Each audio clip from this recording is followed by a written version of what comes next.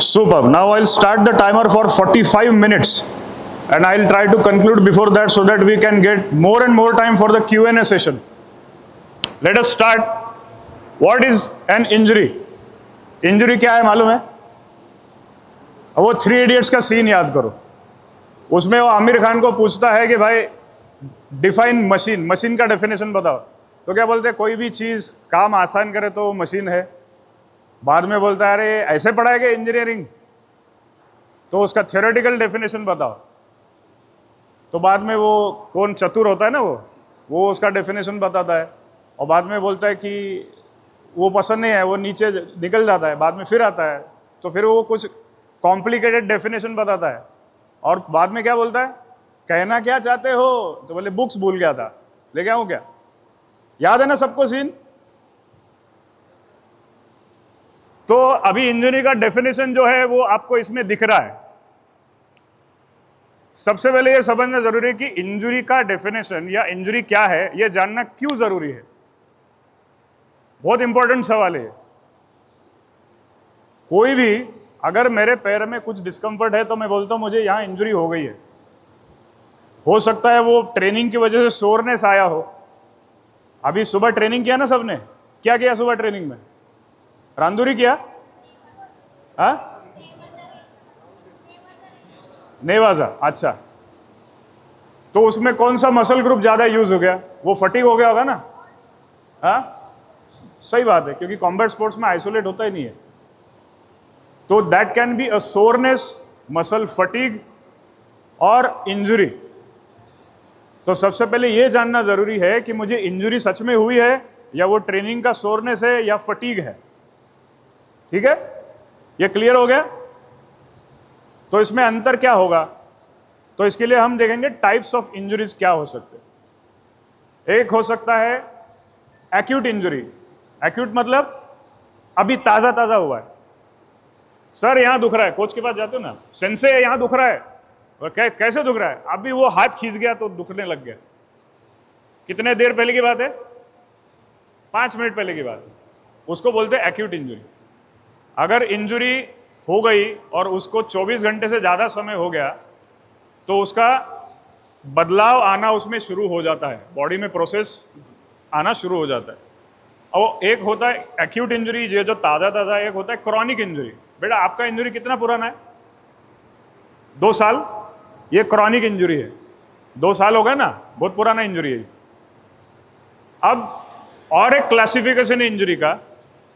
अब जैसे बैडमिंटन की बात लेंगे. बैडमिंटन में एक रैकेट आर्म होता है जिससे रैकेट होल्ड करते हैं और उसी से वो करते हैं हमेशा. हफ्ते के 5 दिन वो इसी हाथ का यूज करके रैकेट यूज करते हैं, रैकेट को चलाते हैं. उसमें स्मैश मारना पड़ता है, टॉस करना पड़ता है, डिफरेंट डिफरेंट एंगल से रैकेट को घुमाना पड़ता है.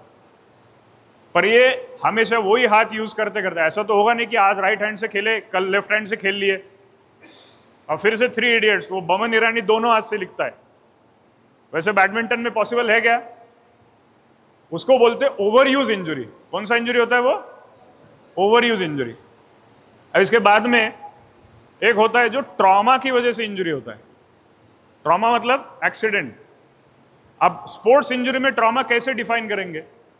कुछ 4-5 इंसिडेंसेस इमेजिन करो कि आप मायमोवारी कर रहे हो, मैट फिसल गया और आप फर्श पे गिर गए. ये एक्सीडेंट था. ठीक है, अब किसी ने थ्रो दिया, अपोनेंट रेडी नहीं था, उसको फॉलिंग टेक्निक सही करते नहीं आया, इंजरी हो गया. ठीक है, तो इसको बोलते हैं ट्रॉमा रिलेटेड इंजरी जो एक्सीडेंटली होता है. अब इसके क्या कारण हो सकते हैं? एक, वो इंपैक्ट सहन करने की आपके बॉडी के मसल्स और जॉइंट्स में क्षमता नहीं थी. बराबर है.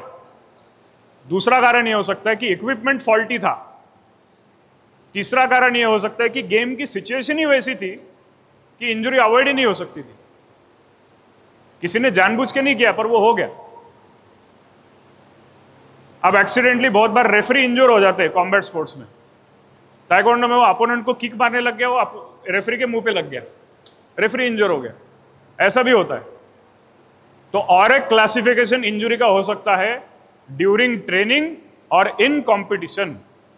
अब हाथ खड़ा करो जिनको ड्यूरिंग ट्रेनिंग इंजरी हुआ है,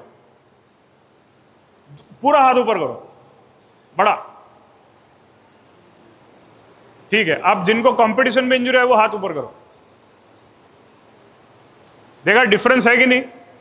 अगर मैं स्पेसिफिक सवाल पूछ रहा हूं तो उसका स्पेसिफिक जवाब भी मिल रहा है। ठीक है, अब इंजरी का हमें एक और एंगल देखना जरूरी है। जो ड्यूरिंग ट्रेनिंग इंजरी होती है ना, उसके आजकल के रिलेटेड मैं रीजंस बताता हूं। अच्छा, कितने लोग इंस्टाग्राम पे है? फटाक से, इतना टाइम ही नहीं अपने पास, जल्दी जल्दी हाथ ऊपर करो। और कितने लोग गरिमा चौधरी को फॉलो करते? गरिमा चौधरी नहीं मालूम? अरे जूडो का है ना यार तुम लोग। चलो ठीक है, योगेश सर को कितने लोग फॉलो करते? इनके डोजो में जो ट्रेनिंग होता है उसके वीडियोस क्यों कौन कौन तो देखते ना? हाँ, और वो लोग क्या करते ट्रेनिंग में? पावर क्लींस, ये सब करते, ये देखते ना हम लोग। ये सबसे बड़ा कारण है बेटा इंजरी का, जनरलाइजेशन वर्सेस इंडिविजुअलाइजेशन। अच्छा योगेश सर, बहुत इंटरेस्टिंग बात, योगेश सर ने हाई परफॉर्मेंस जूडो में मुझे अभी बताए थे कि पार्टिसिपेशन कितना हो सकता है? 3100 participants, that is the maximum number I have heard in any combat sports. मैं खुद एक कॉम्बैट एथलीट रह चुका हूं, तो इतने पार्टिसिपेशन में अगर हमको मेडल्स नहीं आ रहे इंटरनेशनल लेवल पे, तो ये गड़बड़ कहां है फिर? ये इन्फ्लुएंस में गड़बड़ है। हम किसको फॉलो कर रहे हैं उसमें बहुत बड़ा प्रॉब्लम है। जो जूडो का इस तरह से पावर क्लीन या फिर ये कर सकता है, तबाबी देवी को देखा है किसी ने? वो कहां ट्रेनिंग करती थी? IIS में, इंस्पायर इंस्टीट्यूट ऑफ स्पोर्ट्स। अच्छा, उसकी जो स्ट्रेंथ एंड कंडीशनिंग कोच थी वो मेरी दोस्त है। I have seen her training there, क्योंकि मेरा भी ट्रेनिंग वहां हुआ है। तो उसका जो प्रिपेयर्डनेस था ना, वो कैसे बिल्ड हुआ था? Step by step progression. So there is a progression regression continuum in every training aspect. अच्छा, यहाँ पे who is the most muscular judo का? सबसे मसल वाला जूडो का कौन है यहाँ पे? अरे भाई, मसल नहीं है क्या तुम में? बिना मसल के जूडो कैसे खेल लेते हो तुम लोग? अरे ऐसे खड़ा हो जा। Which is your favourite exercise? Which is your favourite training exercise? Deadlift, बहुत अच्छे। ये I was coming to that point, I wanted to come to that point. अच्छा, तो डेडलिफ्ट भैया कितने साल से कर रहे हो? 6 साल से। करके बताओ, एक मिमिक्री करके बताओ डेडलिफ्ट की। तुमने शाहरुख खान की मिमिक्री देखी होगी या डेडलिफ्ट की मिमिक्री करेगा? चलो देखो, करो। हाँ, बहुत अच्छे, थैंक यू। तो एक फॉर्मूला है भाई लोग, ये फॉर्मूला क्या है? Posture, pattern and power. ध्यान में रखना, क्या है? PPP। क्या है? Posture, pattern and power. ये अच्छी बच्ची है, लिख के ले रही है। नहीं सही में, पोस्चर, पैटर्न एंड पावर। हम लोगों को पहले स्टैटिक ज्योमेट्री सुधारना पड़ेगा। अच्छा, कितने जूडो का आप देखते हो कि जिनके घुटने ऐसे होते हैं, ऐसे चलते होते ना? घुटने एक आपस में लड़ते होते हैं, उसको बोलते हैं वैल्गस नीज या नॉकिंग नीज बोलते हैं। कितने लोगों के ऐसे धनुष्य की तरह होते हैं, इसको बोलते बो नीज। किसी का फॉरवर्ड हेड होता है ना? ऐसे जो कंडीशन है उनको बोलते हैं पोस्चरल डेविएशंस। किसी को अब अगर साइड व्यू से देखेंगे तो वो ऐसे चलते, बिना वजह कमर में बाक आ गए। तो ये नंबर 1 रीजन है इंजरी का। जो टाइट मसल्स है उनको लेंथन करो, और जो वीक मसल्स है उनको स्ट्रेंथन करो। इसको बोलते हैं पोस्चरल करेक्शन। क्या बोलते हैं? उसके लिए टूल होता है करेक्टिव एक्सरसाइजेस। लिख सकते हो आप, जो भी आपको लिखना है आप लिख सकते हो। अब इसी के अलावा न्यूट्रिशन सही होना बहुत जरूरी है। जब आप खेलने जा रहे हो, किसको क्रैम्प्स आते बताओ जरा जल्दी? क्रैम्प्स बहुत आते हैं। हाइड्रेशन प्रॉपर मेंटेन करते क्या आप? नहीं करते ना? तो न्यूट्रिशन के भी कुछ रूल्स है। लॉकडाउन के दौरान महाराष्ट्र जूडो ने मुझे इनवाइट किया था एक लेक्चर न्यूट्रिशन पे देने के लिए और एक फिटनेस पे देने के लिए। आप वो लेक्चर महाराष्ट्र जूडो के इंस्टाग्राम पेज पे अभी भी देख सकते हो। ड्यूरिंग कंपटीशन डाइट क्या रख सकते हैं, प्री कंपटीशन क्या लेना चाहिए, कंपटीशन के 1 घंटा पहले क्या खाना चाहिए, ऐसे बहुत सारे स्पेसिफिक रीजंस है, उस पर हम अलग सेशंस करेंगे। पर under nourishment, poor hydration is also an important cause of injury. समझ में आया? अच्छा, डेडलिफ्ट में इन्होंने जैसे बताया, मैं आपको एक प्रोग्रेशन रिग्रेशन कॉन्टिन्यूम समझाता हूं। सबसे पहले हमें क्या सीखना पड़ेगा, हिप जॉइंट कैसे बेंड होता है और अनबेंड होता है, मतलब कैसे फ्लेक्शन में जाएगा और एक्सटेंशन में जाएगा। ठीक है, पहले ये सीखना पड़ेगा। इसके लिए कौन सा मसल कैसे मैंने यूज करना है, and that should be voluntary. समझ में आया? अपनी इच्छा से उस मसल को काम पे लगाना। सही है? चलो सब लोग राइट हैंड को लेफ्ट हैंड पे रखो, एकदम ढीला छोड़ दो। छोड़ दिया क्या? सबने ढीला छोड़ दिया हाथ को। अब आपने क्या करना है, ये जो बाइसेप मसल है उसको बोलना है बेटा जंप मार, और वो जंप मारेगा। नहीं नहीं, एल्बो नहीं हिलाना, टक, ये देखो हो रहा है। इसको बोलते हैं ट्विच, टक टक, हो रहा है। ये देखो ऐसे करो। मराठी में उसको कहते हैं अरे दंडातली बेडकुळी काढून दाखव की रे, ये ऐसा। इसको बोलते हैं मसल माइंड कनेक्शन। हो रहा है सबका? तो हमें अपने मसल्स के साथ अच्छा पत्र व्यवहार करने की आवश्यकता है, नहीं तो वो संकट के समय में साथ देंगे क्या? First training adaptation should be the neuromuscular coordination. संदेश वहन का काम करे। आपको मालूम है ह्यूमन बॉडी में कितने स्केलेटल मसल्स है बाय एनी चांस? कोचेस, किसी को मालूम है what is the number of skeletal muscles in the human body? There are 640 skeletal muscles. कितने हैं? और बॉडी ने कोई भेदभाव नहीं किया है, ये इसके डोजो का है या इस जिले का है।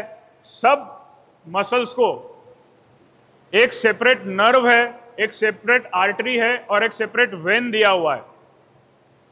तो हर मसल को मसल माइंड कनेक्शन एस्टैब्लिश किया जा सकता है, पर उस हिसाब से हमें ट्रेनिंग करनी पड़ती है। ठीक है? अब सतीश सेन से मैं आपको एक बहुत important judo specific injury cause की तरफ आकर्षित करना चाहूंगा आपका ध्यान। अभी अपकमिंग टूर्नामेंट कौन सा है, कब है? यूनिवर्सिटी गेम्स नेक्स्ट मंथ है। कौन कौन खेलने वाला है? इसमें से कोई खेलने वाला है क्या? आज ये सब जूनियर का है, सीनियर की बात कर रहे हैं, सीनियर की है। चलो आप खड़े हो जाओ। What is your weight category? 63। And what is your actual wait? 62। अच्छा, फर्ज करो कि टूर्नामेंट आते आते अपने ही डोजो का कोई खिलाड़ी है जो आपके एज में, आपके वेट ग्रुप में आ रहा है, तो कोच क्या बोलेंगे? बेटा आप या तो वेट घटाओ नहीं तो वेट बढ़ाओ। बराबर है? आप ट्रेनिंग करते हो, क्या क्या करते हो ट्रेनिंग में?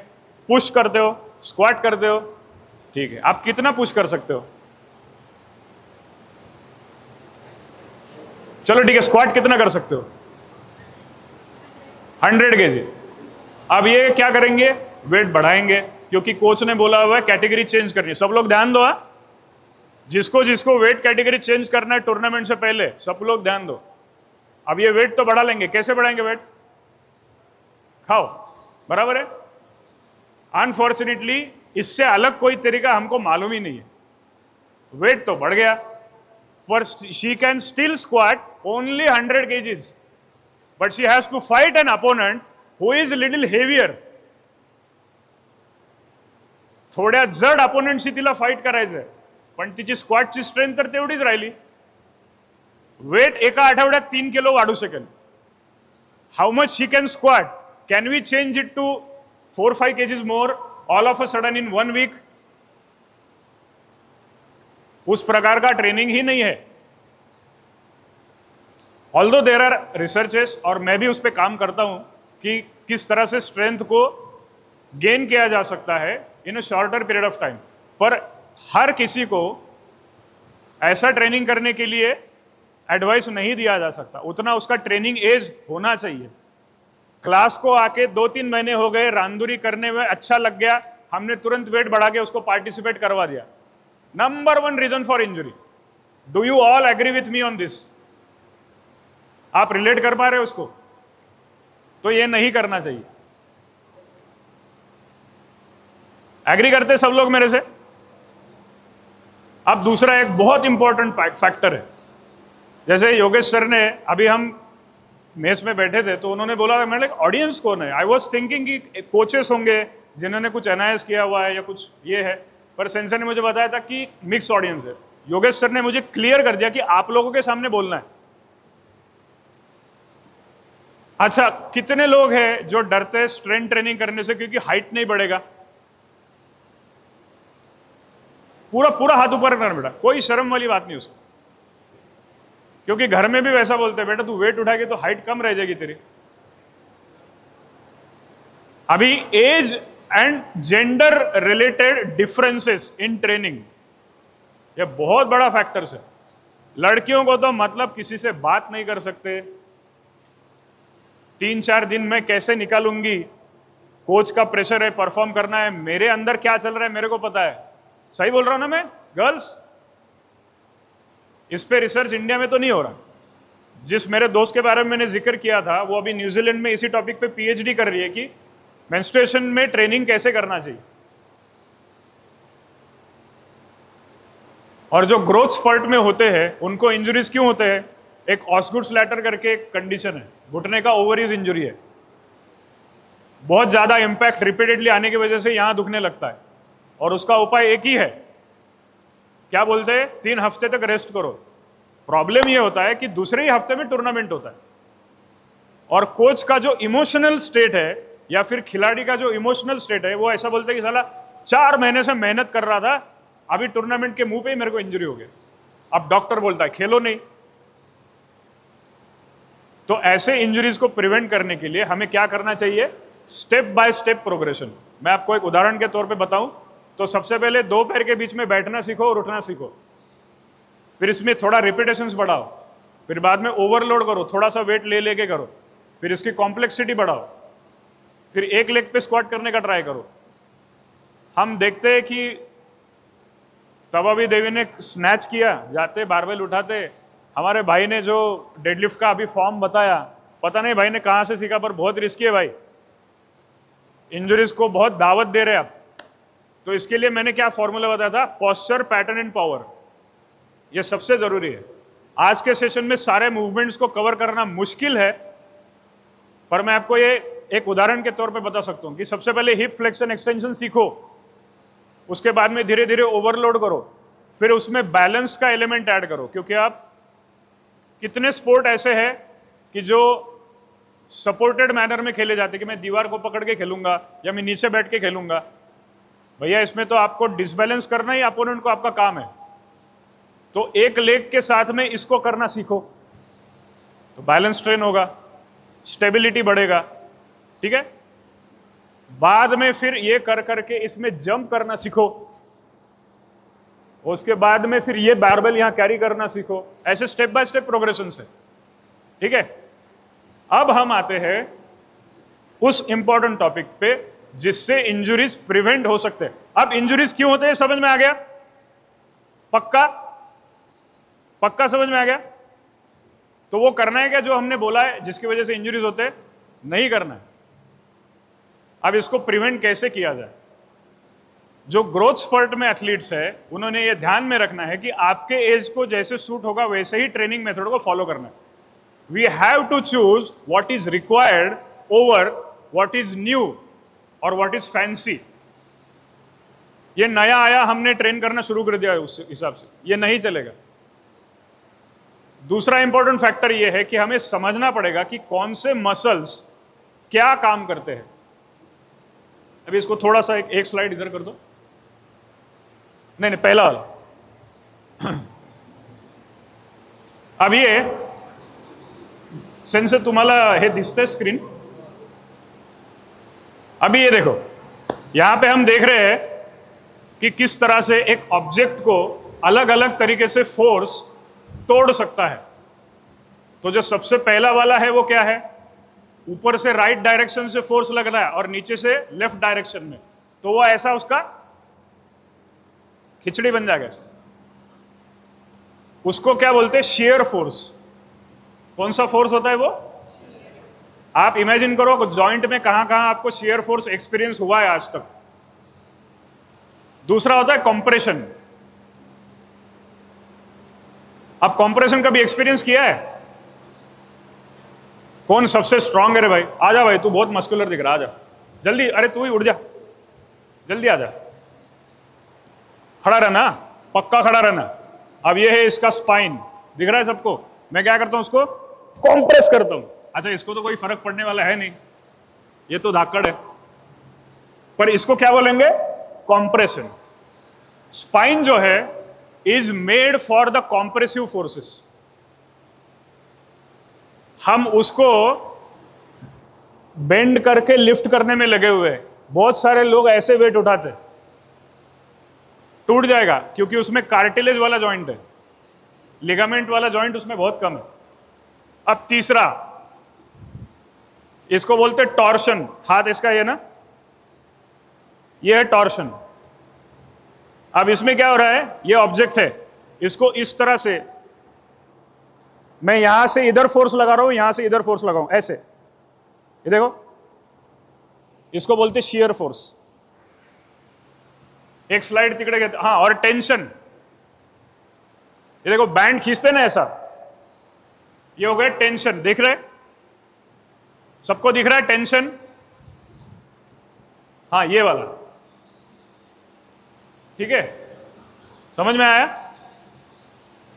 तो अच्छा, कितने लोगों को एसीएल इंजरी है? एक हाथ तो ऊपर आना ही था मेरे को। ये देखो दूसरा, तीसरा। ACL refers to anterior cruciate ligament.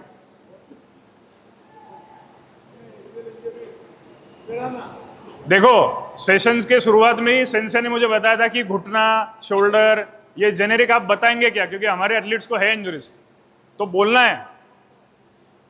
तो ये इंजरी जो होता है ना, लिगामेंट का जो बना हुआ tissue, ligaments are made up of collagen protein. और कोलेजन प्रोटीन का जो मतलब लिगामेंट का जो टाइप ऑफ स्ट्रेंथ है, कहां गया? आ जा इधर, तेरा बाइसेप बता सबको। रेडी? 3, 2, 1, खींच। ये देखो मसल कैसे हो रहा है। इसको बोलते हैं कॉन्ट्रैक्टाइल स्ट्रेंथ। पर लिगामेंट का जो स्ट्रेंथ है वो टेंसाइल नेचर का होता है। अब मसल जो फोर्स प्रोड्यूस कर रहे हैं वो अपने ही जॉइंट को मार सकता है। मसल ने प्रोड्यूस किया हुआ फोर्स लिगामेंट को सहन नहीं हुआ तो वो टूट जाएगा। ओके, तो ये टेंसाइल नेचर का जो फोर्स है वो हम लोगों को लिगामेंट में उसकी टेंसाइल स्ट्रेंथ बढ़ानी पड़ेगी। ठीक है, ये कॉज ऑफ इंजरी हो सकता है। Most of the knee injuries, उसको बोलते हैं टेरिबल ट्रायड। वर्ड ध्यान में रखना, क्या? Terrible triad. It is a combination of anterior cruciate ligament injury, medial collateral ligament injury and medial meniscus injury. तो जब भी ट्विस्टिंग और पिवोटिंग होता है घुटने का और उसके लिए वो तैयार नहीं होता है तो ये इंजरी होती है। ओके, समझ में आया? और हम देखेंगे, एक स्लाइड इधर कर सकते हैं अब? नहीं, दूसरा और एक है। अभी ये देखो, ये बेंडिंग हो रहा है। एक ही ऑब्जेक्ट में इस साइड से कंप्रेशन आ रहा है और इस साइड से टेंशन आ रहा है, तो ये बेंड हो जाएगा इस तरह से। अब एक स्पाइन का ये देखो स्ट्रक्चर, ये सेम हो रहा है क्या? इधर से कंप्रेशन और इधर से टेंशन, हो गया बेंड। और ये होता है टॉर्शन, निचोड़ देना, उसको बोलते हैं टॉर्शन। कॉम्बैट स्पोर्ट्स में, स्पेसिफिकली जो ग्रैपलिंग स्पोर्ट्स है, उसमें ये इंसिडेंसेस हो सकते हैं। ओके, तो ये पोटेंशियल कॉजेस है इंजरी के। हाँ, एक कनाडा ने मॉडल डिजाइन किया था, उसको बोलते हैं लॉन्ग टर्म एथलेटिक डेवलपमेंट। क्या बोलते हैं? Long term athletic development. तो हमारे जो एथलेटिक एबिलिटीज है उसको ओवर द पीरियड्स डेवलप करना, इससे रिलेटेड वो कॉन्सेप्ट है। Anybody has done NIS in judo और any sport? Any NIS coach? Sir आप एक मिनट इधर आएंगे। Thank you sir. तो we will take some muscle groups and we please explain what does muscle. Rotator cuff मालूम है ना आपको? हाँ, रोटेटर कफ के मसल्स कहाँ रहते हैं? इधर रहते हैं। तो वो मसल्स किस चीज के लिए रिस्पॉन्सिबल है? इंटरनल रोटेशन, एक्सटर्नल रोटेशन, इसके लिए रिस्पॉन्सिबल है, बराबर है। और डेल्टॉइड मसल बताओ, उसके लिए क्या करते हैं हम लोग? वो काय के लिए रिस्पॉन्सिबल है? मूवमेंट्स के लिए। ठीक है, अभी आप बताओ कि आप आपके ट्रेनिंग में ये मूवमेंट कभी ट्रेन करते और ये करते? अच्छा, इसकी स्पीड कितनी रहती है और इसकी स्पीड कितनी रहती है? Speed of movement I am asking. चलो ठीक है, आप लैटरल रेज में जितना वजन उठा सकते हैं 2:2, ओके। ये एक्सरसाइज सब करते हैं डंबल लेके। इसमें अगर मैं 10 किलो उठा सकता हूं, उतना ही वेट में इसमें उठा सकता हूं क्या? क्यों होता है ऐसा? So there is a broader classification of muscles. कुछ मसल्स ऐसे होते हैं जो शरीर के अंदरूनी लेयर में होते हैं, उनका नेचर होता है स्टेबलाइज करना, और उनमें स्लो ट्विच मसल फाइबर ज्यादा होता है, वो जल्दी थकते नहीं है। और इसके अपोजिट होता है मोबिलाइजर मसल्स, जैसे कि डेल्टॉइड है, पेक्टोरल्स है, क्वाड्राइसेप्स है। ये मसल्स ज्यादा अमाउंट ऑफ फोर्स प्रोड्यूस कर सकते हैं। वो हमेशा ऊपरी हिस्से में रहते हैं मस्कुलेचर के, और उनमें जल्दी फटीग होने की कैरेक्टरिस्टिक है। कुछ समझ में आया? तो बॉडी में कुछ मसल्स ऐसे हैं जो स्टेबलाइज करने में लगे हुए, और कुछ मसल्स ऐसे हैं कि जो गुंडे की तरह केओस मचाते हुए घूम रहे। तो जो मोबिलाइजर मसल ज्यादा फोर्स प्रोड्यूस कर सके, उसके रेशियो और प्रोपोर्शन में हमें स्टेबलाइजर मसल्स को भी उतना स्ट्रांग करना जरूरी होता है। तो ट्रेनिंग में हमारा अप्रोच क्या रहना चाहिए? Strengthen the stabilisers and empower the mobilisers. Does that make sense? अब जैसे रोटेटर कफ का मसल है, शोल्डर की स्टेबिलिटी के लिए रिस्पॉन्सिबल है, ताकि बॉल एंड सॉकेट जॉइंट्स मध्ये ये हड्डी बाहर ना निकले, सबलक्सेशन ना हो। पर डेल्टॉइड किस चीज के लिए रिस्पॉन्सिबल है? या पेक्टोरल्स फोर्स प्रोड्यूस करने के लिए, खींचने के लिए। जैसे हमारा लैट्स और पोस्टीरियर डेल्टॉइड रिस्पॉन्सिबल है। अभी अपन उनको खींचते ना, जुदोगी को होल्ड किया, इधर से फुटवर्क करते करके उसको खींच लिया। तो जो मसल्स ये पावर प्रोड्यूस करने के लिए रिस्पॉन्सिबल है, उन्होंने प्रोड्यूस किया हुआ पावर अपने आप को इंजर ना करे, इसलिए स्टेबलाइजर मसल्स को भी प्रिपेयर्ड रखना जरूरी है। अच्छा चलो, एक मुझे टेक्निकलिटीज का मुझे माफ कर देना, पर मैं बस एक एग्जाम्पल के तौर पे बता रहा हूं कि एक स्विप हिप थ्रो है, तो मैं इसमें एक पैर से उसको लिफ्ट करता हूं और इसको खींचता हूं। तो मेरे बॉडी का क्या हो रहा है उस समय? मैं फ्लेक्शन कर रहा हूं। तो इसके लिए आप कौन सी मूवमेंट को ट्रेन करते हैं? आप डेडलिफ्ट करते हैं ना, इसके लिए नहीं करते क्या? कौन सा मसल फोर्स प्रोड्यूस कर रहा है? हाथ का छोड़ दो, यहां का कौन सा मसल फोर्स प्रोड्यूस कर रहा है? प्रोड्यूस कर रहा है। तो आपका बेस ऑफ सपोर्ट कितना है? एक ही पैर पे है। सेंटर ऑफ ग्रेविटी बिगड़ा हुआ है, displacement of centre of gravity हुआ है, और उस समय आपका जो हिप फ्लेक्सर है वो इसको सिनर्जी क्रिएट कर सकता है। और हम काम किस पे करते हैं? सिर्फ रेक्टस एब्डोमिन पे। करो रे क्रंचेस, मारो रे क्रंचेस, 100 करो रे, 200 करो रे। Does that really make sense? These are the common flaws in training methodologies. ठीक है, तो ये प्रिंसिपल क्या था? Strengthen the stabilisers, empower the mobilisers. Okay, Satish Sen से मेरा एक सवाल है। हाँ बोलिए प्लीज।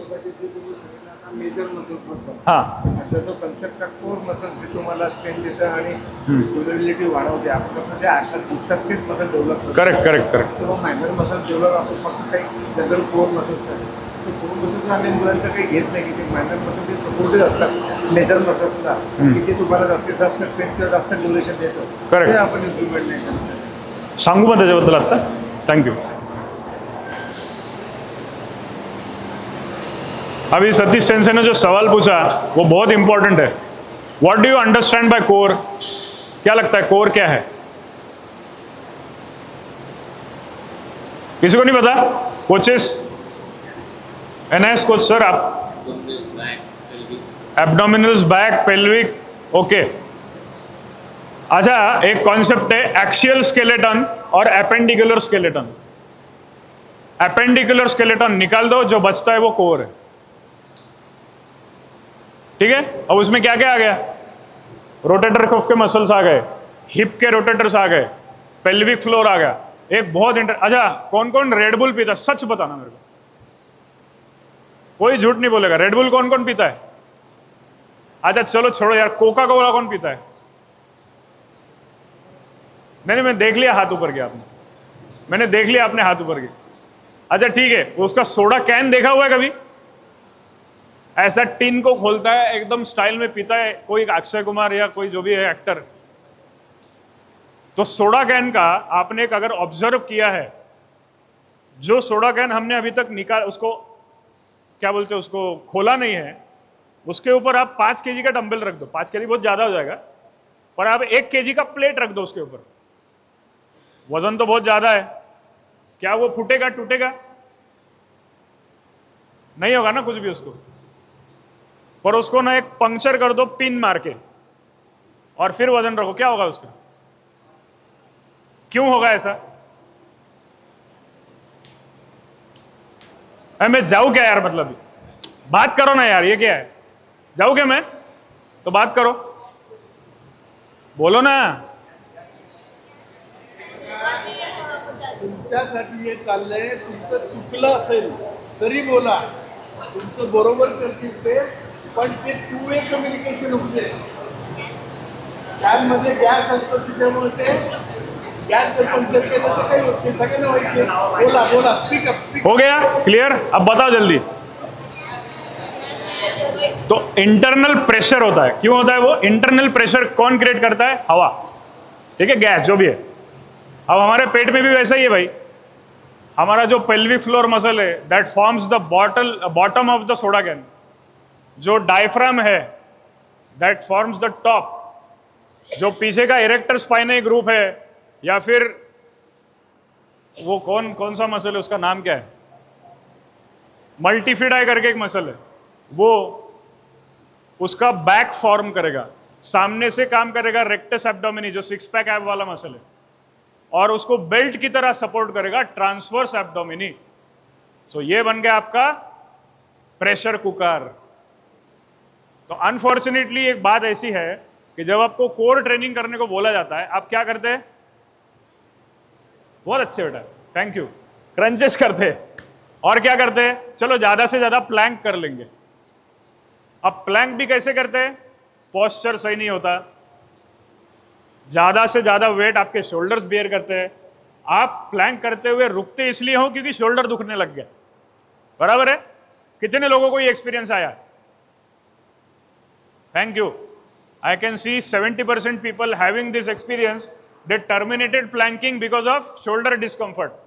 पेट को तो कुछ नहीं होता, प्लैंक में 2 मिनट कर लूंगा, शोल्डर दुखता है. तो प्लैंक किसके लिए है? एब्डोमेन्स के लिए या शोल्डर के लिए? करेक्ट.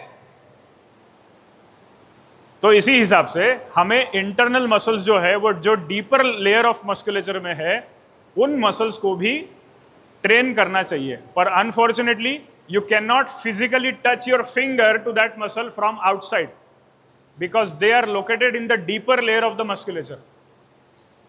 सही है? उसमें क्लासिफिकेशन है. एक होता है लोकल मसल ग्रुप और एक होता है ग्लोबल मसल ग्रुप.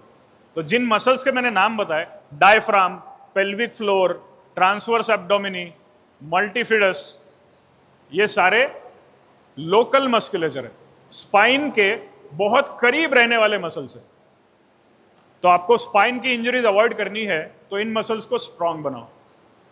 अब इनको और ग्लोबल मसल्स भी होते हैं, जैसे रेक्टस एब्डोमिनी है, इंटरनल ऑब्लिक्स है, एक्सटर्नल ऑब्लिक्स है, रेशन ट्विस्ट करते हैं ना आप, वो भी मसल्स है। तो ये सारे जो मसल्स है कैसे है, ग्लोबल मसल्स है।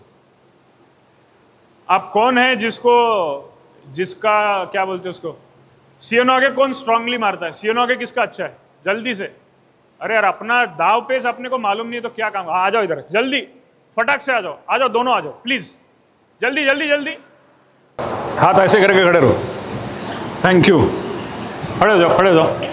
आपको क्या करना, आपको नहीं, आपको तो ताकत लगानी है। इनका हाथ किसी भी तरह मेरे तक पहुंचाना है, ये हाथ, और आपको पहुंचने नहीं देना है। एक हाथ से दो हाथ से कैसा भी करो ना यार, पैर भी लगाओ, मेरा कोई प्रॉब्लम नहीं। आपने देखा इन्होंने ये नहीं होने दिया, इसका मतलब इनका कोर स्ट्रांग है। ये क्या एक्टिविटी हुई, he was suppose to rotate which he resisted to, इसको बोलते हैं एंटी रोटेशन। समझ में आया? अब आपको क्या करना है, हाथ नीचे कर दो। अभी साइड बेंडिंग करो, कैसे करते साइड बेंडिंग, हाँ ये आपको इनसे करवाना है और आपको नहीं करना है।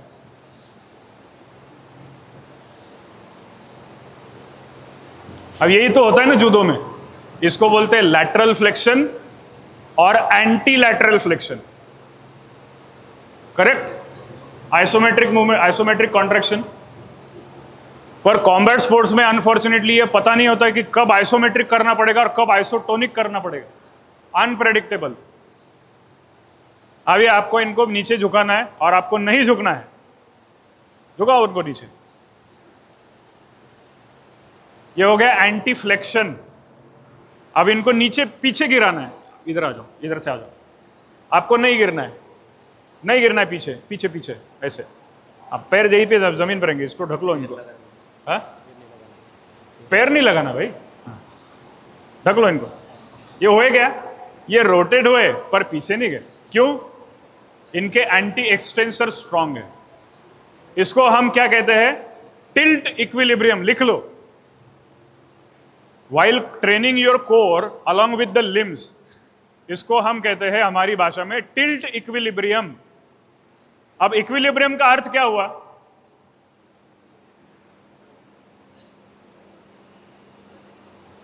Tilt equilibrium, TILT equilibrium, maintenance, balance बना के रखना, उसको बोलते हैं इक्विलिब्रियम। बाहरी फोर्सेस के परिणाम के तहत हमारे इंटरनल स्टेट ऑफ मस्कुलेचर में कोई बदलाव ना आने देना, इसको बोलते हैं मेंटेनिंग द इक्विलिब्रियम। समझ में आया? अब इमेजिन करो, अगर आप सही तरीके से कोर स्ट्रांग करेंगे तो कोई आपको थ्रो मार पाएगा क्या? कोई थ्रो मार पाएगा? नहीं ना। तो हमको यही, थैंक यू, मैं अगर अब यहीं पे बैठो, लगा तो मैं आपको फिर बुलाऊंगा। अभी 8 मिनट बाकी है, मेरा पूरा ध्यान है टाइम पे भी, क्योंकि टाइम के समय के अंदर खत्म करना है। टाइम के समय के अंदर क्या लैंग्वेज है, समझ में आया? अच्छा, कौन स्ट्रेंथ ट्रेनिंग रेगुलरली करता है? आप खड़े हो जाओ फिर से, कहाँ गए दोनों? हाँ भाई मैं बोला ना, यहां बैठो। आप बाइसेप्स को ट्रेन करते हैं? नहीं करते? क्यों नहीं करते? ये करते हैं ना सब लोग, आप करते हैं? कौन करता है? अरे कोई तो करता होगा। हाँ करते हो ना, कितना केजी करते हो? 15। और ट्राइसेप को नहीं करते? 12.5। अच्छा बेंच करते हो कितना? और ये रोविंग करते हो क्या, कितना केजी? 80। ये 5 किलो का भेदभाव क्यों है? जनता जवाब चाहती है बेटा, ये सही नहीं है। PIL दाखिल करो इनके खिलाफ। देखो, बायोमैकेनिकल बैलेंस बनाने के लिए हर जॉइंट में स्ट्रेंथ का रेशो कितना होना चाहिए? फोल्ड करने से अनफोल्ड करने का रेशो क्या होगा? इसका इससे क्या रेशो होना चाहिए? इसका और इसका क्या रेशो होना चाहिए? इसके गाइडलाइंस अनफॉर्चुनेटली कोचिंग के करिकुलम में सिखाए ही नहीं जाते। Most of the rehab professionals also do not know what are the correct strength ratios advisable. तो उसके रेशियोज मैं आपको बताऊं, अभी लिख के लेंगे सब लोग, पर ये ना कोचेस के लिए होना चाहिए। आप वो टर्मिनोलॉजी शायद समझ नहीं पाए।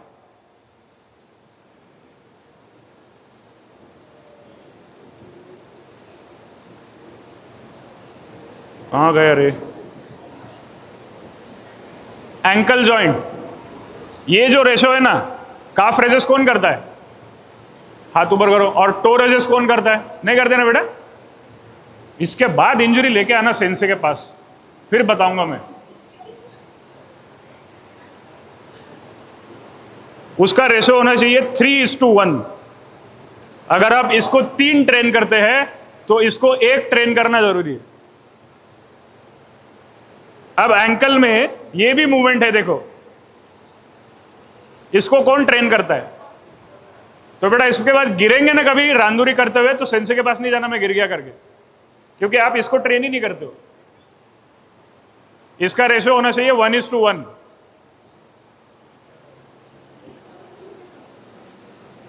अच्छा, घुटने का ये आप क्वाड्राइसेप करते ना, नी एक्सटेंशन कौन करता है? बहुत अच्छे। और हैमस्ट्रिंग्स कितना करते? हाँ बताओ, इसका कितना करते हो? सेम। हाँ, आप पलट गए ना। पर देखो कहानी में ट्विस्ट है, अगर इसको 3 ट्रेन करोगे तो इसको 2 करना है। चलो ठीक है। हिप जॉइंट, हिप जॉइंट का फ्लेक्शन एक्सटेंशन का क्या रेशो? 3:2। ये जिसको जितना समझे समझ लो भाई, पर इंजरी प्रिवेंशन के लिए बहुत काम की चीज है। देखो, अगर गलती करना जरूरी हो जाए तो माफी पहले ही मांग लेनी चाहिए। अगर मारामारी करना जरूरी हो जाए तो स्ट्रेंथ पहले ही बढ़ा देनी चाहिए। सही बात बोल रहा हूं ना? अच्छा, शोल्डर, इसका और इसका रेशो क्या होना चाहिए? इसका रेशो होना चाहिए 2:3। अच्छा, फ्रंट रेजेस कौन करता है? 1:1। शोल्डर का फ्लेक्शन टू एक्सटेंशन रेशो होना चाहिए 2:3।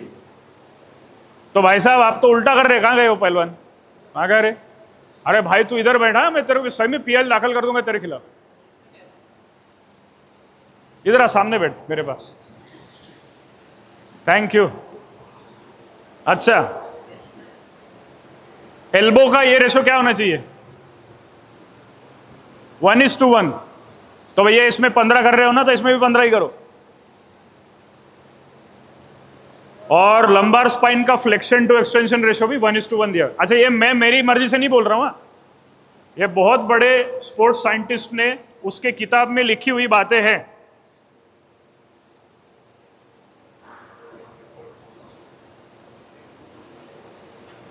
अच्छा, 37 सेकंड्स बाकी है। एक बहुत इंपॉर्टेंट टॉपिक को छेड़ना चाहूंगा। कितने लोग डोपिंग करते रहे भैया? सच बताना। देखो, मेरे से कोई बात छुपती नहीं है, मैं खुद कॉम्बैट स्पोर्ट्स का कोच भी और खिलाड़ी भी रह चुका हूं। जब नेशनल टूर्नामेंट्स होते ना, वॉशरूम में जाके देखना 30-30, 40-40 सिरिंज मिलते। ये फैक्ट है।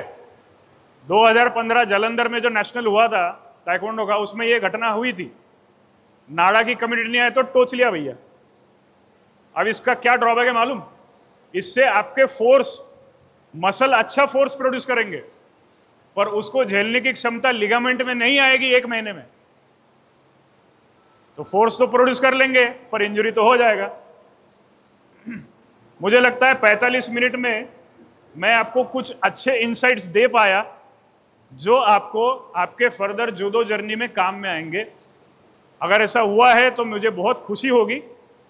और मेरे हिसाब से अभी हम क्वेश्चन आंसर सेशन के लिए ओपन है, क्योंकि टाइम खत्म हो चुका है। अच्छा, मेरा आवाज आ रहा है ना सब तक? हाँ, माइक दे दो यार इनको। Thank you sir.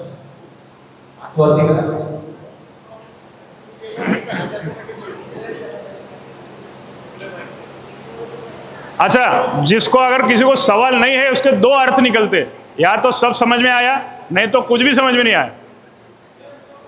तो मैं नेमका क्या समझू? प्लीज, स्वागत है। सवाल है? अच्छा, इनका होने के बाद माइक पे पूछना। हाँ हाँ, बहुत अच्छा सवाल पूछा, ताली बजाओ भाई इसके लिए। भाई का सवाल है कि नी इंजरी जब होती है तो रेस्ट और फिजियो के अलावा क्या करना चाहिए। तो भाई उसमें दो तीन फैक्टर्स बहुत इंपॉर्टेंट है, जैसे कि फिजियोथेरेपिस्ट ने जो मोडालिटी एडवाइस की है उसको करते रहना। एक्यूट कोर्स ऑफ एक्शन क्या होना चाहिए? रेस्ट, आइस, कंप्रेशन, एलिवेशन, उसको बोलते हैं राइस थेरेपी। ये पहले राइस हुआ करता था, फिर बाद में उसमें बदलाव आया। रिहैबिलिटेशन की दुनिया में एक नया उसमें जोड़ आ गया, वो बन गया प्राइज। पहले था राइस, अब बन गया था price, protection, rest, ice, compression, elevation. फिर बाद में बहुत सारे स्पोर्ट्स मेडिसिन के साइंटिस्ट को यह बात समझ में आई कि प्रैक्टिकली इसका कोई यूज ही नहीं है। टूर्नामेंट अगर मुंह पे आया हुआ है और हम रेस्ट करने को बोल रहे हैं तो भैया डिट्रेन हो जाएगा, वो सारे जो एबिलिटीज कमाए थे वो सब खत्म हो जाएंगे। बहुत मुश्किल से जद्दोजहद करके तोमाइन आगे मारना सीखा था। तोमाइन आगे बहुत मुश्किल स्किल है ना भाई, कौन कौन मारता है? अगर घुटना इंजर हो गया तो तोमाइन आगे मार पाएंगे क्या? तो रिहैबिलिटेशन की दुनिया में किसी भले व्यक्ति ने एक नया कॉन्सेप्ट निकाला, उसको बोलते police, protection, optimal loading, ice, compression, elevation. तो वो राइस प्राइस से बनके अभी क्या चल रहा है? पोलिस चल रहा है। प्रोटेक्शन, ऑप्टिमल लोडिंग मतलब क्या? उसको सिक्योर करके ट्रेनिंग चालू रखो। अब ये किस बात पे डिपेंड करता है कि पूरी पैसिव रिकवरी करना या ट्रेनिंग चालू रखना धीरे धीरे। अगर टूर्नामेंट अभी आने वाला है तो शायद आप ऑप्टिमल लोडिंग कर सकते हो, पर एडवाइजेबल फिर भी यही है कि अगर आपको टूर्नामेंट के लिए समय मिल रहा है तो भैया आप अच्छे से पैसिवली रिकवरी करो, कंप्लीट रेस्ट करो और फिर बैक टू परफॉर्मेंस आओ। तो ये हमें चूज करना पड़ेगा। इसके अलावा न्यूट्रिशन बहुत जरूरी है, सही मात्रा में मैक्रो न्यूट्रिएंट्स और माइक्रो न्यूट्रिएंट्स भी, विटामिन B12, विटामिन डी, ये बहुत इंपॉर्टेंट विटामिन है इंजुरी हीलिंग के लिए जो यूज होंगे। तो पैथोलॉजिकली टेस्ट करके देखना, अगर आप डेफिशिएंट है तो न्यूट्रिशनिस्ट के पास जाके उसको रिकवर कर लेना, ठीक है? सही मात्रा में प्रोटीन्स आवश्यक है, ओके? और इससे भी बड़ी बात क्या है, यहां से हारना नहीं है। मेरे को तो ACL होगा, मेरे को, अरे दिन में 100 बार तू वही रट लगाएगा बेटा, तू तो जाएगा फिर खेलेगा ही नहीं, ठीक है? Next, hope I could answer your question. Next, इनको दे दो पहले, इनका कोई सवाल था।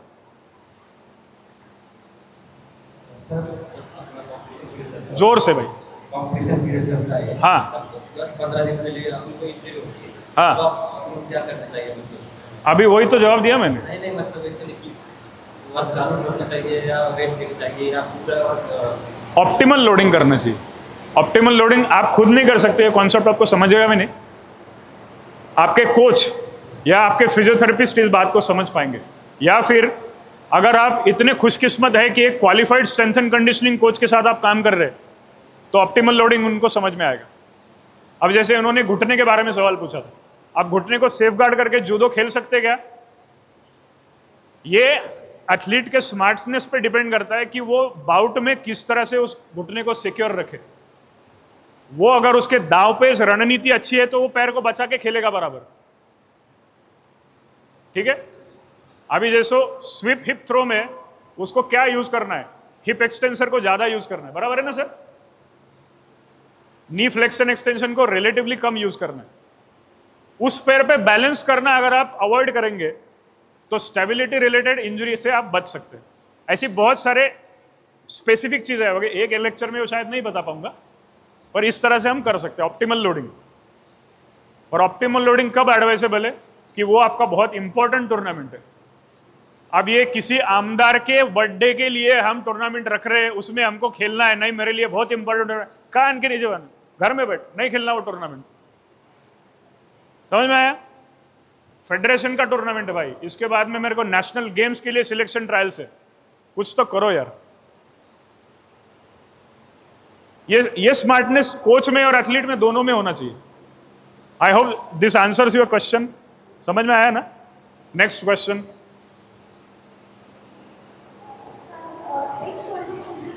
हाँ, दूसरे को भी इंजर कर देना, टेंशन ही खत्म।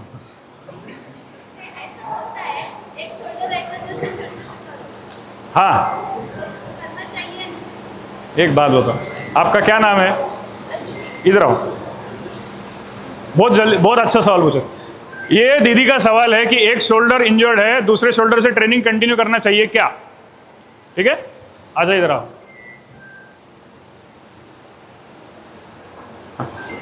इस पे अपना नाम लिखो, इमेजिन करो, करो जल्दी, नाम लिखो ना, नाम है ना आपका, लिखो फिर। रुको, लेफ्ट हैंड से लिखो। उतना ही अच्छा हैंडराइटिंग आएगा क्या? आपने ट्रेनिंग के दौरान मोटर एबिलिटीज जिस तरह से डेवलप की है, उस तरह से आपका परिणाम साधा जाएगा। तो जब आपको मालूम है कि एक शोल्डर इंजरी होने की संभावना है, तो एक ही स्किल दोनों साइड से डेवलप करना आपका कर्तव्य है। फर्ज करो आप अपोनेंट को जोदोगी पकड़ के खींच रहे हो, तब आपका राइट हैंड उसके कॉलर पे है और लेफ्ट हैंड उसकी क्या बोलते हैं उसको, स्लीव पे है। तो यही सेम चीज इस स्टांस में भी करनी चाहिए। तो ये संकट के समय में काम में आएगा, नहीं तो उस स्किल का उतना डोमिनेंस नहीं रहेगा, अपोनेंट आपको मात दे देगा। ये टेक्निकल रिलेटेड सवाल है, इंजरीज का इसके बहुत कम लेना देना है। पर क्योंकि एक शोल्डर इंजर होने के बाद दूसरे शोल्डर के भरोसे हम रहना चाहते हैं, तो दूसरे शोल्डर की एबिलिटीज भी उतनी डेवलप करो। मैं दोनों शोल्डर से 20-20 किलो उठा सकता हूं इंडिविजुअली, पर ऐसा होने से यह जरूरी नहीं है कि उतना ही अच्छे से मैं ओगोशी या फिर सियोना के मार सकता हूं। वेट ट्रेनिंग अलग हो गया और स्किल ट्रेनिंग अलग हो गया। तो आपको शोल्डर तो रॉक सॉलिड बनाना है, प्रीहैबिलिटेशन एक्सरसाइजेस करके, रोटेटर को स्ट्रेंथन करो, एबडक्शन करो, एडक्शन करो, स्कैप्शन में करो, इंटरनल रोटेशन स्ट्रेंथन करो। पर इसका मतलब ये नहीं कि वो स्किल आपका उतना ही अच्छे से आएगा। समझ में आ रहे ना? जिंदगी भर मेरे को राइट हैंड से पंच करने की आदत है, ये शोल्डर इंजर हो गया, मैं इसलिए कर रहा हूं, इससे कर रहा हूं। यार लेफ्ट शोल्डर तो मेरा स्ट्रांग है, मैं 20 किलो उठाता हूं इससे, पर भैया पंच करने की आदत नहीं है ना। वो मूवी था अक्षय कुमार का, जिसमें वो बोला था कि मुझे उस 10,000 मूव से धोखा नहीं है जो तुमने एक बार प्रैक्टिस किया है, मुझे उस एक मूव से धोखा है जो तुमने 10,000 बार प्रैक्टिस किया है। समझ में आ रहा है ना? तो इंजरी प्रिवेंशन में यह भी देखना जरूरी है कि आप स्किल कैसे डेवलप करते हैं। समझ में आया? आपको एक स्टांस में स्विप हिप थ्रो करना आता है, दूसरे स्टांस में आता है क्या? उतना ही अच्छे से। तो वो जो 3 इडियट्स में दोनों हाथों से लिखता है ना, तो ये एबिलिटीज डेवलप करनी पड़ती है। उसका हाथ स्ट्रांग नहीं है क्या, लाफा मार देगा, किसी के गिरा देगा वो। पर स्पेसिफिक लिखने की अगर बात है, that requires specific skill and that has to be developed and put into the memory for longer period of time. तब भी वो संकट के समय में काम करेगा। आपको उस स्किल के साथ रिलेशनशिप एस्टेब्लिश करना पड़ेगा। Who is your best friend?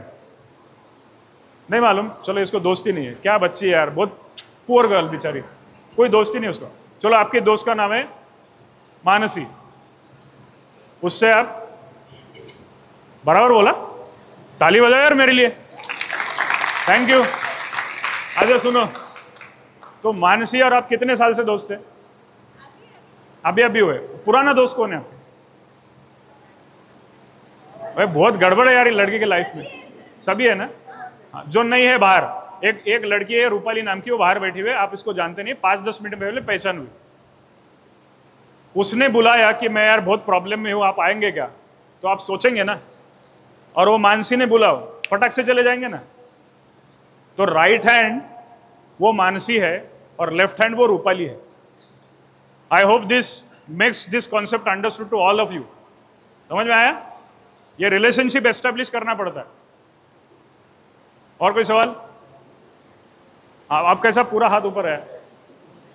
मला नींद नाही आता आणि मला सर्जरी केली पण मी सर्व एक्सरसाइजेस करू शकते रनिंग नॉर्मल ॲक्टिव्ह करते तेवढं करू शकते मी ह्याकडून करू शकते सर्जरी पाहिजे। Let me revise the question. ये बच्ची का सवाल ये है कि उसको इंजरी है नी की, ऑर्थोपेडिशियन ने बोला कि सर्जरी करो, पर उसको कोई फंक्शनल प्रॉब्लम नहीं है, वो खेल सकती है, ट्रेनिंग कर सकती है, हर वो चीज़ कर सकती है जो नॉर्मली कर सकती है, तो सर्जरी करना चाहिए या नहीं करना चाहिए? सबसे पहले तो फोन बंद करना चाहिए कि वो सारी चीजें कर सकते हैं। अब ये किस चीज पे डिपेंड करेगा? इसमें हमारे एक दोस्त है जो प्रोफेशनली फिजियोथेरेपिस्ट है और उनका हमारे से डिस्कशन हो रहा था।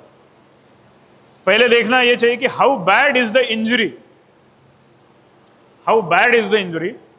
Second, how good is the surgeon, and उसके बाद में how much is the scope for physiotherapy. ठीक है? तो वो अगर आप एक्टिविटीज कर सकते हो तो आप activities of daily living as a non sports person continue कर सकते हो। ऐसा बहुत सारे ऑर्थोपेडिशियंस रिकमेंड करते हैं। Go with the rehab protocol and continue with your life. Whenever the injury recurs, come for the surgery. ऐसा ऑर्थोपेडिशियंस को बोलते हुए मैंने सुना है। पर अगर आप खेलना चाहते हैं, if you want to participate in the tournament and if you are serious about winning, you first have to fix that issue. क्योंकि तब जब इंजरी होगा तो वो बाकी 3-4 चीजों को साथ में लेके इंजरी करेगा। मैंने जैसे बताया था, terrible triad, anterior cruciate ligament, medial meniscus और मेडियल कोलेटरल लिगामेंट एक साथ इंजर होना, तो वो ज्यादा बुरा है या एक लिगामेंट वाला ज्यादा बुरा है? अगर वो सर्जन बोल रहा है कि सर्जरी की आवश्यकता है तो उसको फिक्स करो। बकलिंग हो रहा है नी में, चलते चलते वो बकल हो रहा है, ये बहुत बड़ा साइन है कि आपको उसको पहले स्टेबलाइज करना जरूरी है, क्योंकि क्रूशिएट लिगामेंट घुटने को स्टेबलाइज करने का काम करते हैं। ठीक है? मुझे पता नहीं आपको कौन सी इंजरी है, वो देखना पड़ेगा, उसका रेडियोलॉजिकल क्या ये है, क्लिनिकल असेसमेंट क्या है, बहुत सारी चीज़ें मैटर करती है। पर अगर ऑर्थो ने बोला हुआ सर्जरी करनी चाहिए तो उसके बारे में ज़रूर विचार होना चाहिए। I hope that answers your question. अलग ही हो गया, हमारे टाइम पे ये होता था। चलो ठीक है, हम ठहरे किलोग्राम मिलीग्राम की जनरेशन के, ये ठहरे इंस्टाग्राम टेलीग्राम की जनरेशन के, ये डिफरेंस तो आने ही वाला है। चलो ठीक है, नेक्स्ट क्वेश्चन प्लीज। कोई क्वेश्चन? हाँ बोलो। ये क्वेश्चन आंसर सेशन भी कब तक लेना है मुझे प्लीज बताइए, नहीं तो वो सवाल पूछते रहेंगे, मैं आंसर देता रहूंगा। I don't mind. हाँ 5 minutes, okay. Yogesh sir, you please decide which is the last question. Sir मला शोल्डर इंजुरी आहे, पण मग मला खूप जणांनी सजेस्ट केलं की तुला शोल्डर इंजुरी असेल तर तुला कापड काढून कापड काढून, मग तेव्हा कधी कधी शोल्डरची मुवमेंट होत असते। Very good. त्या टाइमला पूर्ण बॉडीला स्ट्रेच द्यायला पाहिजे, करायला पाहिजे। ये ऑप्टिमल लोडिंग जो मैंने बताया ना, वो अगर आपके साथ सही अच्छा प्रोफेशनल है, स्ट्रेंथ एंड कंडीशनिंग स्पेशलिस्ट है, या फिर अच्छा पर्सनल ट्रेनर है, या फिर अच्छा कोच है, तो वो आपको गाइड कर सकता है कि शोल्डर को बचा के कैसे लेग्स को ट्रेन कर सकते हैं। उदाहरण के तौर पे बताऊं, रनिंग। हाँ ये बात सही है कि रनिंग जो है उसमें लोकोमोशन को देखेंगे तो आर्म स्विंग भी बहुत इंपॉर्टेंट फैक्टर है। ठीक है? अच्छा, रनिंग क्यों करना है? सबसे पहले बहुत अच्छा सवाल हो, रनिंग क्यों करना है? ऐसी कौन सी चीज है जिसमें स्टैमिना तो बढ़ेगा पर हाथ यूज नहीं होगा? Stationery bike. जिम में जाओ, स्टेशनरी बाइक पे बैठो और सिर्फ पैर से साइकिलिंग करो, हो सकता है शोल्डर भी बचेगा, स्टैमिना भी बढ़ेगा। और एक बात, स्टैमिना में कौन से चीजें इन्वॉल्व है? एक तो बॉडी इन्वॉल्व है, क्योंकि ऑक्सीजन डिलीवरी मसल्स को होनी है, और इसके अलावा ब्रीदिंग है। तो ब्रीदिंग एक्सरसाइज को आप अलग से प्रैक्टिस करो तो वो आपके स्टेमिना थोड़ी सी हेल्प तो जरूर करेगा। ठीक है, और कोई सवाल? हाँ, दो माइक दे दो उनको। जैसे आप एक ये तो आपका बॉडी एक्सरसाइज आपका बॉडी का ये इंटरनेट कंट्रोल एक्सरसाइज बट अगर लोअर बैक का इंजरी होगा तो आप ऐसे क्लोज बैक एक जॉइंट एक्सरसाइज तो बॉडी को भी आपका लोअर बॉडी हो जाएगा। उस टाइप पे ऐसा देखा अगर आपने लोअर बॉडी एक्सरसाइज का तो लोअर बैक पे आता है बॉडी का भी एक्सरसाइज तो लोअर बैक अगर आपने रिकवर कर लिया पूरा उसके चांसेस बहुत ज्यादा पूरा वापस। मैंने कोर मस्कुलेचर के बारे में बताया ना, उसको पहले रॉक सॉलिड बना लो। अब लोअर बैक की इंजरी जो है या फिर स्पाइन में कोई भी इंजरी है तो वो इंजरी किस चीज की है वो देखना जरूरी है। उसमें अलग अलग टाइप्स है। एक होता है डिस्क बल्ज, दूसरा होता है स्पॉन्डेलोलिस्थेसिस, वो वर्टिब्रा ऐसा आगे सरक जाता है, या तो आगे सरकता है पीछे भी सरक सकता है। तो जो लिस्थेसिस है उसमें मैकेनिकल चेंज हो गया तो उसमें बहुत सारे किंतु परंतु आ जाएंगे। ये बहुत स्पेसिफिक इंजरीज का सवाल है। पर अगर आपका इंजरी उतना सीवियर नहीं है, उसमें सीवियरिटी के ग्रेड्स है, बहुत not so severe, moderately severe, extremely severe. मैं ये जो वर्ड्स यूज कर रहा हूँ ना, ये आपके अंडरस्टैंडिंग के लिए यूज कर रहा हूँ। उसकी सीवियरिटी को देख के आपका ऑर्थोपेडिशियन आपको एक्टिविटीज कब रिज्यूम करनी है इसकी गाइडलाइन देते हैं। जब आप एक्टिविटी रिज्यूम करो तो आपने मेक श्योर करना है कि उससे रिलेटेड जितने भी मसल्स स्ट्रांग करना जरूरी है उनको स्ट्रांग करना है। अगर वो बोलते हैं कि इस स्पेसिफिक मसल ग्रुप को ज़्यादा स्ट्रेस मत दो, स्ट्रेंथन मत करो, तो उसको वैसा ही रखना है कुछ दिन के लिए। और जब आप कंप्लीटली रिकवर हो जाएंगे तब आपको कॉम्प्रिहेंसिव माने सर्वसमावेशक स्ट्रेंथ ट्रेनिंग अप्रोच रखना जरूरी है। रही बात जब आप इसको लेके बैठे हुए हो तो बाकी चीजों को कैसे ट्रेन करना, नहीं करना। क्यों नहीं करना? क्योंकि आपको मालूम ही नहीं है कि इसको आइसोलेट करके इनको ट्रेन कैसे किया जाए। अगर आपके पास में अच्छा फिजियो या स्ट्रेंथ एंड कंडीशनिंग कोच है, प्रोबेबली उनको मालूम रह सकता है, that too with the guidelines of surgeon, spine का जो आपका डॉक्टर है। तो देखो फिर शेड्यूल में अगला डेट कब है कंपटीशन का। समझ में आया आपको? सुना मैंने क्या बोला? अगर कंपटीशन आया है और स्पाइन का इंजरी होता है तो क्या करना है? अगला डेट क्या है वो देखो ना कंपटीशन का। सेंसे को पूछना, सेंसे अगला टूर्नामेंट कब है, मतलब आपको टाइम ज्यादा मिल जाएगा। वो टूर्नामेंट खेलना है क्या?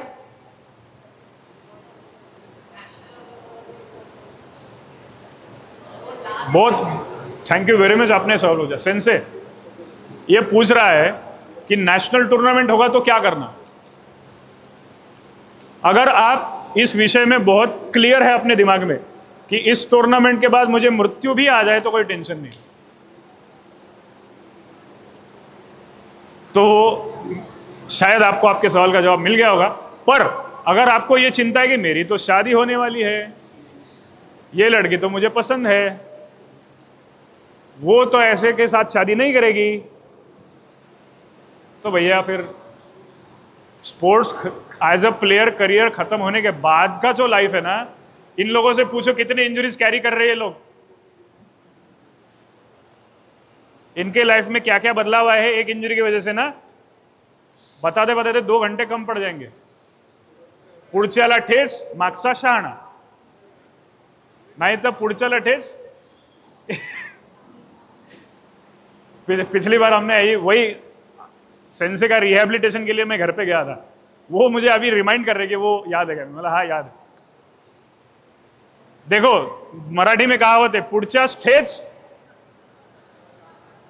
अरे यार मैं जाऊँ क्या यार 5 मिनट के लिए, तो पुढच्याला ठेच, अभी क्या हो रहा है मालूम है? पुढच्याला ठेच मागचा दीड शहाणा।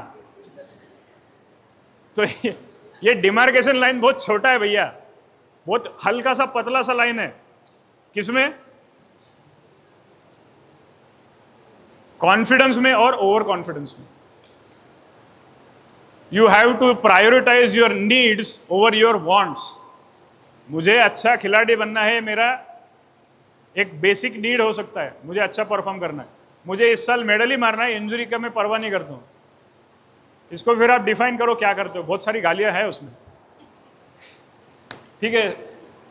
हाँ, as per Yogesh sir's instruction will have to stop. मैं Maharashtra judo association, Afade sensei, Satish sensei, Shailesh sensei और योगेश सर का बहुत आभारी हूँ कि मुझे आप लोगों के साथ इतना अच्छा समय बिताने का उन्होंने अवसर दिया, और आप लोगों का बहुत बहुत धन्यवाद। मैं एक सच बात बताऊं, ये सब सेटअप देखे मेरे को लगा था वहां से चालू करूं, माय मवारी मारने तक वहां चले जाऊं, कंट्रोल नहीं हो रहा था। पर ये देखो अटायर मेरा नहीं है वैसा, पर चलो ठीक है, कभी आपका ट्रेनिंग भी देख लूंगा, उसमें भी आनंद मिलेगा। सुबह कितने 6 बजे से ट्रेनिंग कर रहे थे सब लोग, 6 से 9 बजे तक का सेशन, उसके बाद में ब्रेकफास्ट, नींद तो आई होगी यार सबको पक्का, पर सब लोग सोए नहीं यार। आप चालू लेक्चर में कोई नहीं सोया, थैंक यू वेरी मच यार।